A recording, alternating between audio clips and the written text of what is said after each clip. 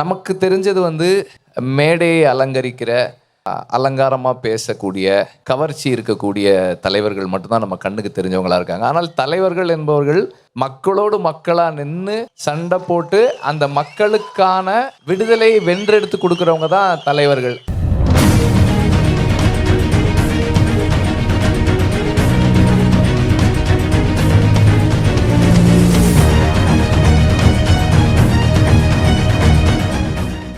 விடுதலை 45 வருஷம் நான் ஸ்கூலில் படித்தது, அப்பா அம்மா சொல்லி கொடுத்தது, காலேஜில் படித்தது, பாலுமகேந்திரா சார்கிட்ட படித்தது, சமூகத்திலேருந்து படித்ததை விட இந்த 4 இயர்ஸில் எனக்கு நிறைய கற்றுக் கொடுத்துச்சு.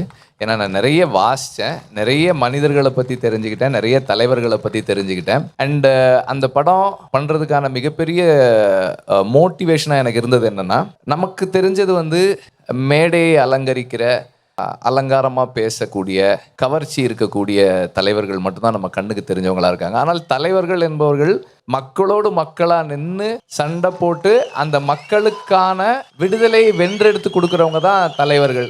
அந்த தலைவர்களை நமக்கு தெரியவே இல்லை. அது மாதிரி ஒரு ஆயிரக்கணக்கான தலைவர்கள் நமக்கு இருக்காங்க, இங்கேயே இருக்காங்க.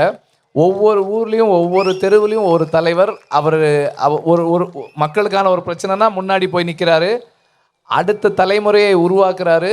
அடுத்த தலைமுறையும் ஒரு பிரச்சனைனா போய் நின்று முன்னாடி நின்று கேள்வி கேட்குறதுக்கு போகிறாங்க. அதை உருவாக்குறது அவங்க நம்புகிற தத்துவம், அவங்க பின்பற்றுற தத்துவம். விடுதலைக்கு முன்னாடி வெறும் சினிமா மாணவனாக இருந்த நான் இப்போது சினிமா மாணவனாகவும் ஒரு மார்க்சியன் ஸ்டூடெண்ட்டாகவும் இருக்கிறேன். எந்த ஒரு சமூக அமைப்பும் மார்க்சியன் பிரின்சிபிள்ஸ் மேலே கட்டமைக்கப்படலைன்னா ஏதோ ஒரு கட்டத்தில் மக்களுக்கு எதிர்நிலைகளை போய் நின்றுடுன்றது என்னுடைய நம்பிக்கையாக இருக்குது, என்னுடைய புரிதலாக இருக்குது. ஸோ இதெல்லாம் நான் இந்த 4 இயர்ஸில் நான் கற்றுக்கிட்ட விஷயங்களாக இருக்குது. இந்த மேடை இல்லை நான் நிற்கிறது எனக்கு ஒரு பெரிய மரியாதையாக நான் ஃபீல் பண்ணுறேன். ஒரு honour, I feel honoured to be here.